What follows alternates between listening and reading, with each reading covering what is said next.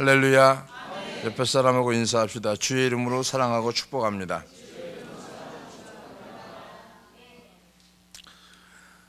오늘 본문에 보면은 내 이름이 무엇이냐라고 하는 본문을 가지고 은혜를 나누고자 하는데, 그 전에 처음에 했던 게 뭐냐면 내가 어디 있느냐, 지금 있는 자리를 돌아보고 있어야 할 곳이 아니면 얼른 그 자리를 떠나라, 그냥 있으면 죽는다라고 주님이 말씀하시면서 안타깝게 외치는 쟁쟁한 하나님의 소리를 듣고 순종해야 하는 자리가 이 자리인 줄로 믿습니다. 그리스도인에게 내일이 있을까요? 없을까요? 그리스도인에게, 못 알아듣는 것 같아요. 건망증 들으시면지. 그리스도인들에게 내일이 있을까요? 없을까요? 있다고 그러는 사람, 없다고 그러는 사람, 이것도 저것도 아닌 사람, 손 안 드는 사람 뭐예요 그러면? 그리스도인에게 오늘밖에 없습니다. 늘 오늘이 마지막이라는 심정으로 순종하고 행하여 사는 사람들이 그리스도인인데, 내일은 내 날이 되려면 하나님이 허락해야 되고 주님이 주셔야 내 날이 되는 거예요. 자, 내일은 주님의 날인데 주님이 나에게 주신 날이 오늘이고, 그 오늘을 내일을 위해 연결돼 가는 게 아니고 하나님이 허락해야만 내게 주어진 미래가 있다라고 하는 얘기입니다. 목적과 꿈과 소망이 있다라고 하는 것도 마찬가지죠. 하나님이 허락을 해야 꿈이 있고 소망이 있고 비전이 있고 내일이 있는 거예요.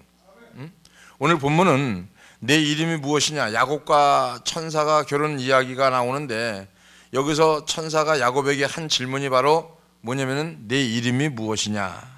야곱은 성경에서 유난히 많은 이야기를 제공하는 인물 중에 하나가 야곱인데, 야곱은 출생부터가 특이한 사람이고, 형 에서와 야곱은 정반대의 성향을 가지고 태어났고, 에서는 터프한 기질을 지닌 사람인 것 반면에 야곱은 기질 자체가 여성스럽고 이런 상황이죠. 기질이 다르고 틀이 다르고, 그러다 보니까 갈등 또한 많을 수밖에 없던 것이 에서와 야곱입니다. 그런 와중에 하루는 에서가 사냥을 하고 허기진 채 들어왔는데 동생이 죽을 끓이고 있었어요. 무심결에 에서는 나 배고픈데 야 그것 좀 먹자, 동생한테 이렇게 얘기합니다. 웬만한 동생 같으면 그래 형 먹어 라고 했을 텐데, 야곱은 그 짧은 순간에 계산이 들어갔어요. 형 우리 집 장자지. 에서 입장에서 보면은 야 배고파 죽겠는데 그걸 왜 묻냐, 그러면 내가 이거 줄 테니까 그 장자권 나한테 넘기면 어때? 어떻게 보면 누구도 상상할 수 없는 일을 야곱은 상상하라고 생각을 하고 고백을 합니다. 보통 인물이 아니죠. 에서는 죽 한 그릇에 그만 장자권을 야곱에게 넘겨버립니다. 성경에 보니까 장자권을 경홀히 여겼다라고 말하고 있습니다. 이게 어떻게 보면 그 에서에 대한 패착인데, 에서의 기질, 형에게 장자권을 산 야곱은 실질적으로 소유하기 위해서 아버지와 형을 한 번 더 속입니다. 마지막 축복까지 속여서 가로챈 결국은 그 장자의 명분을 확보하게 되었고, 그 장자의 명분 때문에 가족이 뿔뿔이 흩어지는 비극을 경험하게 됩니다. 쉬운 말로 형이, 에서가 속았어요.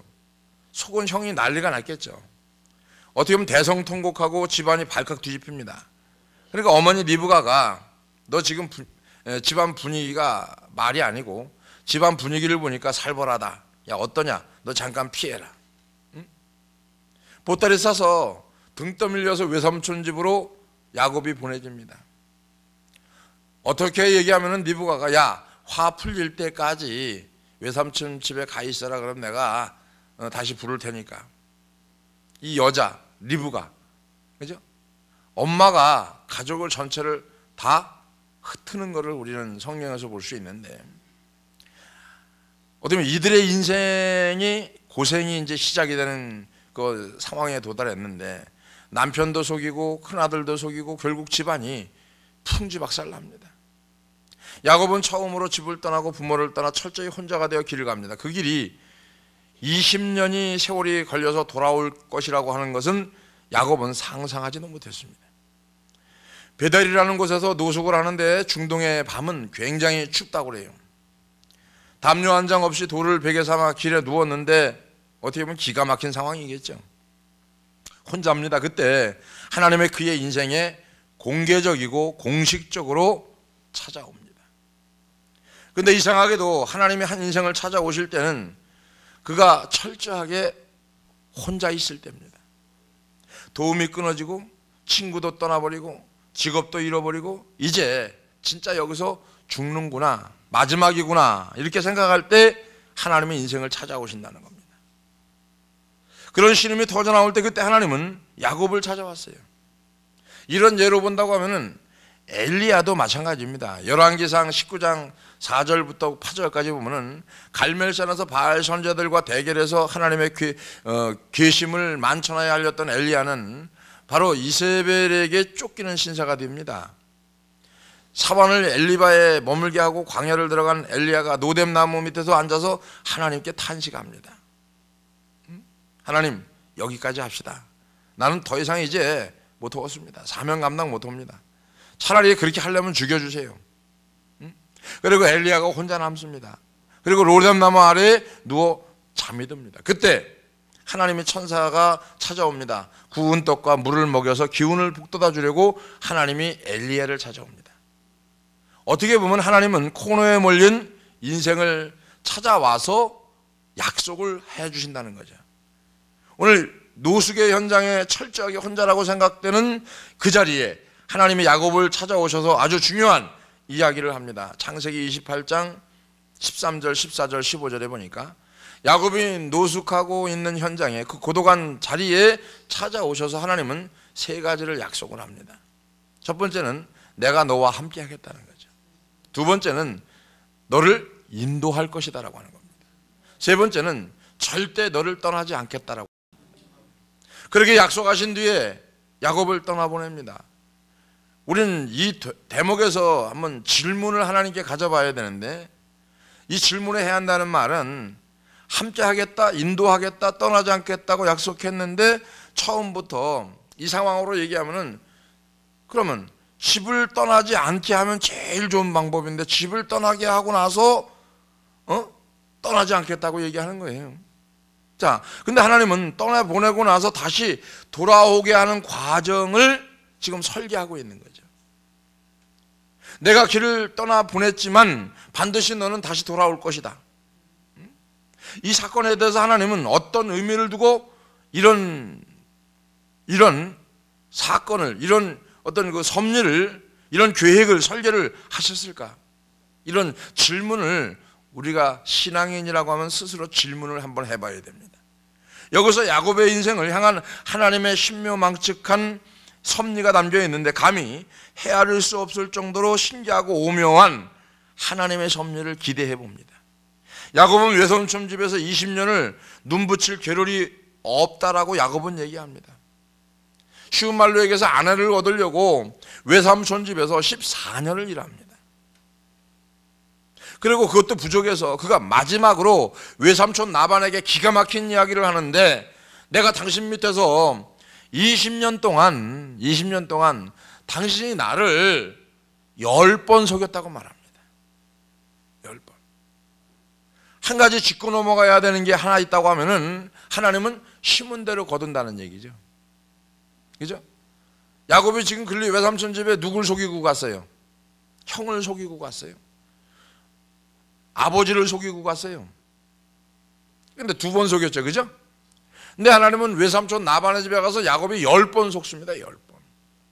그것도 20년간. 어마어마한 거죠. 그죠? 자, 하나님은 인생을 다루는 방법은 참 오묘한데, 제가 목회를 하다 보니까 스스로 깨달아지는 게 뭐냐면은, 옆에 사람하고 인사합시다.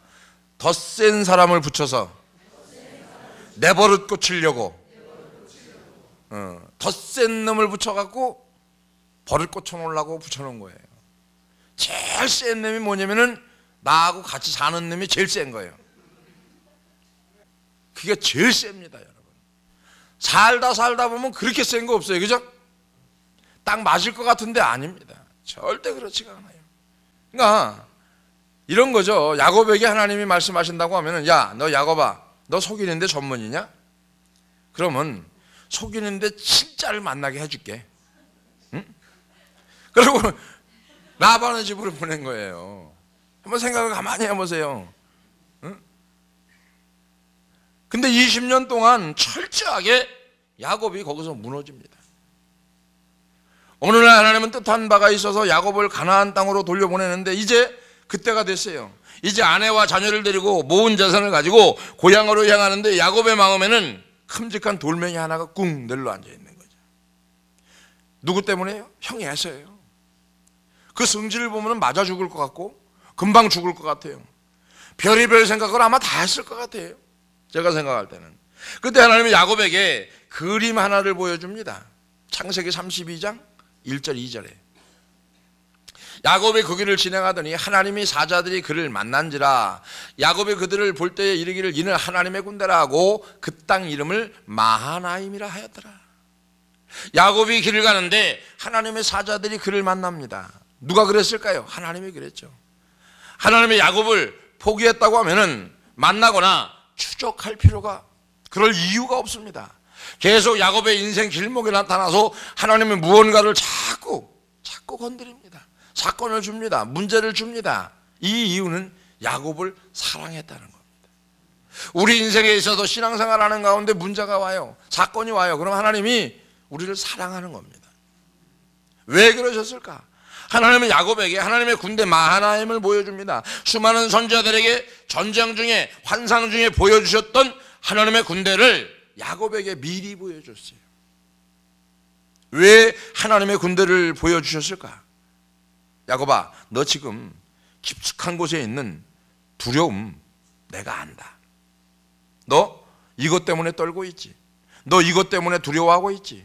내가 네게 20년 약속한 그때로 분명히 너와 함께 할 것이고 네 앞에 행할 것이고 너를 떠나지 않겠다고 하는 이것이 하나님의 마음이다. 그러면서 하나님이 마하나임의 그림을 보여줍니다. 하나님의 미리 군대를 보여주신 것은 야곱의 두려움과 불안과 염려와 근본을 알기 때문에 하나님은 미리 하나님의 군대를 야곱에게 보여준 거죠. 창세기 32장 7절에. 그런데 야곱은 창세기 32장 7절에 이렇게 얘기합니다.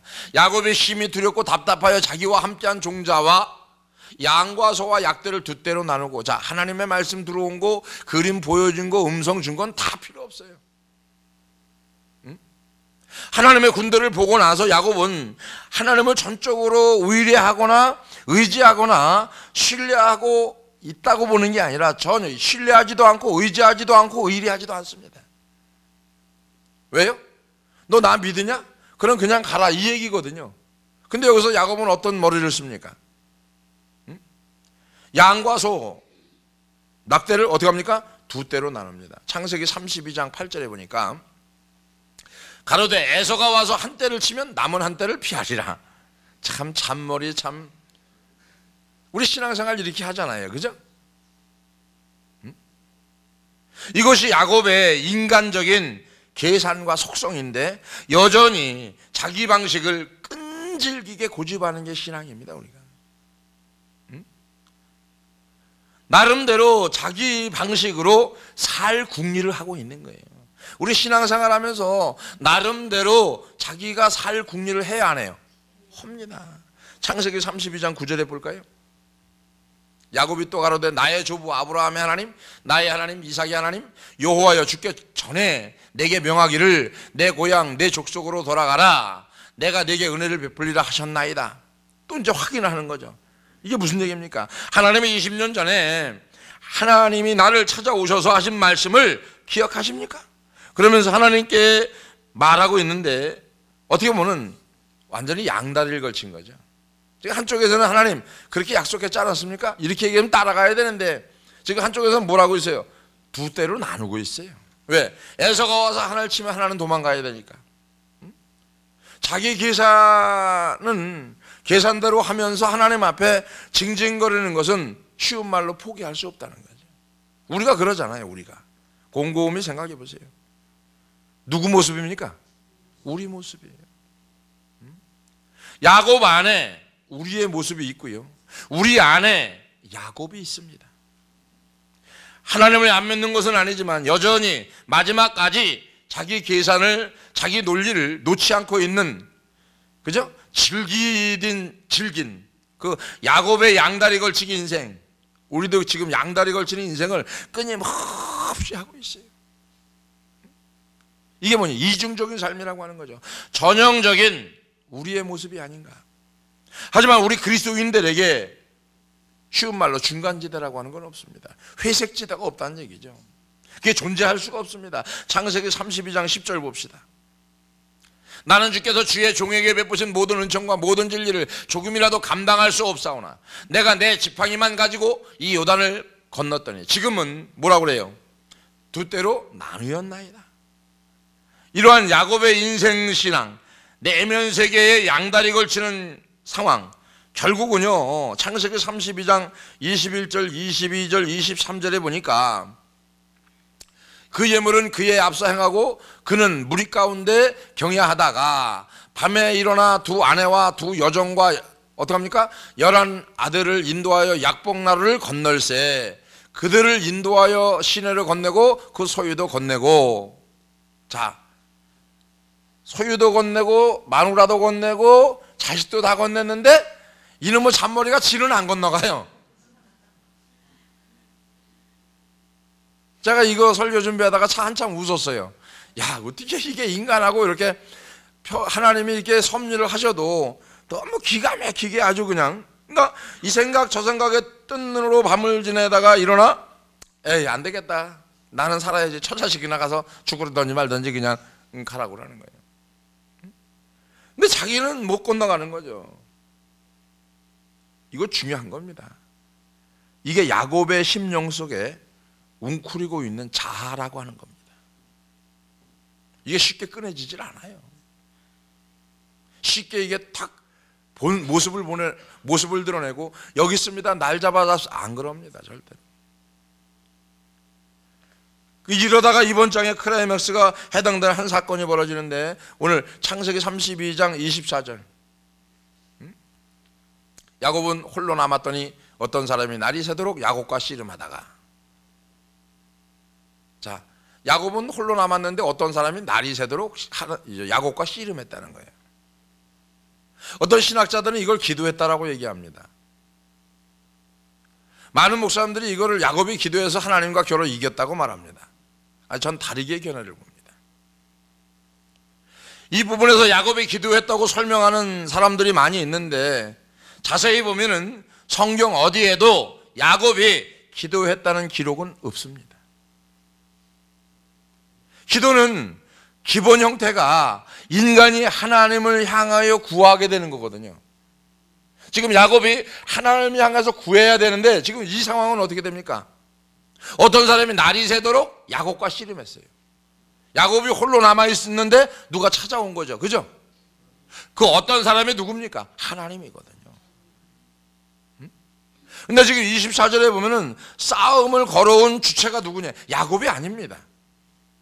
어떤 사람의 씨름을 걸었어요. 지금 그 어떤 사람을 하나님을 상징하는데, 하나님이 홀로 남겨진 야곱, 끝까지 자기를 포기할 줄 모르고 포기하지 않는 야곱에게 드디어 본격적으로 간섭하기 시작합니다.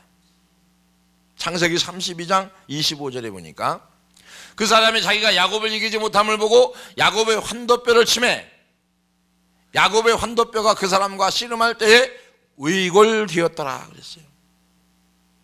여기서 이기지 못했다라고 하는 히브리어로 보면은 약홀이라고 하는 것을 나타나는데, 승패를 뜻하는 단어가 아니고 야곱의 의지와 뜻과 속성을 꺾지 못했다라고 하는 그 뜻을 가지고 있습니다. 약홀이라고 하는 단어가 야곱의 의지도 못 꺾었고 뜻도 못 꺾었고 야곱의 속성을 꺾지 못했다는 거예요. 자, 이런 거죠. 우리가 살다 보면은 이럴 때가 있습니다. 자녀들이 말을 해도 안 들어요. 때려도 안 들어요. 설득해도 안 들어요. 울어도 안 들어요. 자, 이런 경우가 있습니다. 자녀를 키우다 보면. 결국 우린 자녀에게 뭐라고 얘기하냐면 이렇게 얘기합니다. 그래, 내가 이겼다. 응? 그리고 말을 합니다. 오늘 그 말이에요, 지금. 야곱은 바로 그런 뜻인데, 야곱이 끝까지 자기중심적인 삶을 내려놓지 않고 포기하지 않으니까 그가 허벅지 관절을 쳐버립니다. 무슨 뜻일까요?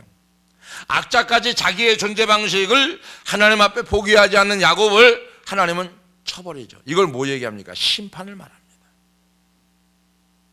그 방법밖에는 야곱을 살릴 길이 없기 때문에. 우리가 하나님 앞에 얼마나 질기고 질긴 속성과 죄성을 가지고 있는지, 허벅지 관절은 은유적 표현이고요, 쉬운 말로 얘기하면 생식기 부분을 강타했다라고 하는 뜻을 가지고 있다. 위골됐다. 허벅지 있는 부분에. 그러면 다 생식기 부분이 다 내려앉는 거거든요. 어떻게 자세히 설명은 못하지만은 창세기 그 32장 26절, 27절, 28절에 보니까 이런 얘기죠. 너 이제 죽었다. 심판을 받은 거죠. 26절 보니까 그 사람이 가로되 날이 세려하니 나로 가게 하라. 야곱이 가로되 당신이 내게 축복하지 아니하면 가게 하지 않겠나이다. 자, 27절 그 사람이 그에게 이르되 내 이름이 무엇이냐. 그가 가로되 야곱이니이다. 28절 그 사람이 가로되 내 이름을 다시는 야곱이라 부를 것이 아니요 이스라엘이라 부를 것이니 이는 내가 하나님과 사람으로 더불어 겨루어 이겼습니다. 할렐루야. 야곱은 이 싸움을 걸어온 분이 정체가 누군지를 그때서 깨달은 겁니다. 이제서야 야곱은 벌거벗은 모습으로 살려달라고 이제 비명을 지르는 장면이거든요. 당신이 나를 축복하지 않으면 가게 할 수 없습니다. 이것은 하나님의 은혜 없이는 나는 죽는다고 살려달라고 소리를 지르는 거예요. 어떤 수식어도 필요 없는 상황. 우리는 인생을 살면서 이렇게 하나님과 맞닥뜨리는 시간이 반드시 있습니다. 야곱이 그러는 거죠. 외마디 그 비명을 들은 그분이 느닷없이 질문합니다. 내 이름이 무엇이냐?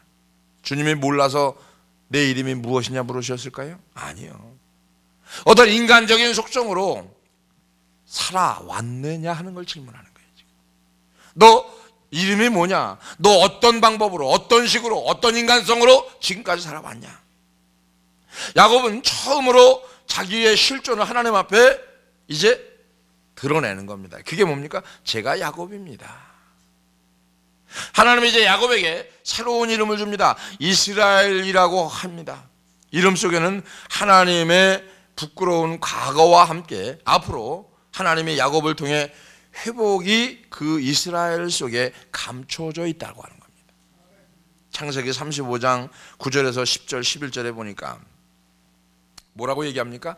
야곱이 발단 아람에서 돌아오며 하나님이 다시 야곱에게 나타나서 그에게 복을 주시고 그에게 이르시되 내 이름이 야곱이다마는 내 이름을 다시는 야곱이라 부르지 않겠고 이스라엘이 내 이름이 되리라 하시고 그가 그의 이름을 이스라엘이라 부르시고 자 그에게 이르시되 나는 전능한 하나님이라. 그가 누구예요? 찾아오신 분이 하나님이에요. 같이 씨름한 사람이 누구예요? 하나님이에요. 생육하고 번성하라. 군민과 많은 국민이 내게서 나고 왕들이 어디에서 난다? 내 허리에서 나온다. 지금 허리가 위골됐거든요. 죽었거든요. 응? 바로 심판을 받았던 그 자리에서 왕이 나온다는 거예요. 이것이 야곱을 아니 우리 인생을 담으시는 하나님의 신묘망측한 방식입니다. 믿어지면 아멘 합시다. 하나님은 한 인생을 회복시키기 위해서 먼저 죽인다는 겁니다. 사도 바울의 고백을 우리가 가만히 보면 내가 그리스도와 함께 십자가에 못 박혔나니 사도 바울을 죽였어요. 그리고 하나님은 그 인생을 회복시켜 갑니다. 제 인생을 보더라도 하나님은 내 인생을 회복시키기 위해서 먼저 죽였습니다. 죽여서 다시 살리는 방법 말고는 인생을 회복할 방법이 없기 때문에 우리 인간은 우리 기질, 이 자체, 자아가 바뀌지 않으니까 이걸 죽여서 바꾸는 거예요. 하나님은 야곱의 환도뼈 사건을 통해서 그리스도를 통한 회복과 구속을 암시하고 있는데, 예수님께서 십자가에서 죽고 부활하심으로 이루어진 회복을 지금 야곱에게 지금 약속하고 있는 겁니다. 이 얘기죠. 그가 채찍에 맞음으로 우리가 나음을 입었도다, 그 얘기거든요. 누구나 인생을 살다 보면은 한 번은 약복강가에 서게 되는 날이 반드시 옵니다. 전 존재가 심판당하고 무너지는 경험을 하지 않으면 우리는 전적인 하나님의 은혜를 경험할 수가 없습니다.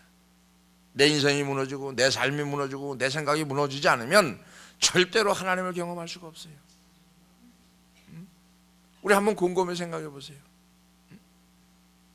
끝이라고 생각될 때, 마지막이라는 생각이 들 때, 무언가 두려워 고통스러울 때 제일 좋은 방법이 하나 있어요.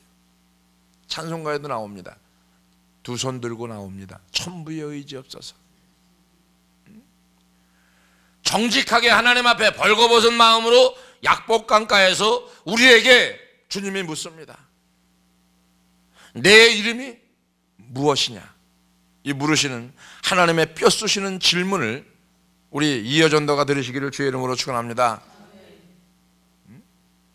우리 심장을 팍 쑤시는 이 질문, 그죠? 이 질문 앞에 제가 야곱으로 살았습니다, 이렇게 하고 정직하게 고백하고 있는 이런 저와 여러분의 신앙이 되어지길 주의 이름으로 축원합니다. 다 내려놔야 돼요. 이 고백이 우리 이여전도 심령 밑바닥에서 터져나와서 이여전도가 이스라엘로 일어나는 은혜가 있기를 주의 이름으로 축원합니다. 기도하겠습니다. 고맙고 은혜로우신 아버지 하나님, 정직하게 벌거벗은 마음으로 약복강가에 우리에게 주님 묻습니다. 내 이름이 무엇이냐? 물으시는 그 주님의 음성, 뼈 쑤시는 우리의 마음을, 그 질문을 듣는 우리 전체가 되기를 원하오며, 우리 이여전도가 되기를 원하오며, 이 질문 앞에 주님, 제가 야곱으로 살았습니다, 이렇게 정직하게 고백하는 시간들이 될 수 있도록 인도해 주시옵소서. 이 우리의 고백이 우리의 심령 밑바닥에서 터져나와 야곱이 이스라엘로 일어서는 은혜가 있는 것처럼, 우리 큰샘교회 이여전도 야곱에서 이스라엘로 일어서는 은혜가 있기를 간절히 기도합니다. 하나님께서 계획한 모든 일을 바라볼 수 있는 눈이 열려지게 하여 주시고, 하나님 앞에 내어 맡길 수 있는 믿음이 되게 하여 주시고, 지금 마지막이라고 생각이 들다고 하면은 제일 좋은 방법이 하나가 하나님 앞에 두 손 들고 나오는 겁니다. 주님, 주님의 마음을 알 수 있는 귀한 종들 되게 하여 주시고, 주님의 마음으로 진정으로 내 이름이 무엇이냐, 이 뼈 쑤시는 주님의 음성을 다시 한번 귀를 기울일 수 있는 귀한 종들이 다 될 수 있도록 은혜를 내리워 주시옵소서. 제가 야곱입니다, 야곱으로 살았습니다, 정직하게 벌거벗은 모습으로 주님 앞에 설 수 있는 귀한 이여전도 될 수 있도록 인도해 주시고, 주님 안에 귀 쓰임받는 귀한 권신 예배로 영광 올려드릴 수 있도록 인도하시고 역사하여 주시옵소서. 감사 영광 올리며 예수님의 거룩하신 이름으로 축복하며 기도하옵나이다. 아멘.